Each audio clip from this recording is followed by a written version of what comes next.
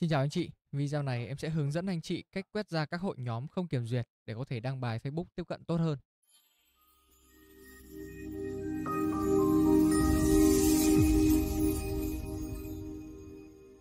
Hiện tại thì em đang sử dụng phần mềm MKT để có thể quét được hội nhóm theo từ khóa nhé. Ví dụ anh chị đang bán hàng Tết đi, bán hàng liên quan đến rượu Tết, anh chị có thể tìm kiếm cho em từ khóa rượu Tết. Anh chị có thể thêm cụ thể hơn là 2025 vào, hoặc là có thể thêm cụ thể là ở Hà Nội chẳng hạn. Đó. Thì số lượng ở đây chúng ta có thể để là 50 100 nhóm. Thì ở đây em sẽ để thử là 100 nhóm nhé. Anh chị có thể quét nhiều hơn. Đó, sau đó chúng ta mới bắt đầu là xong. Phần mềm sẽ tự động đi quét cho mình.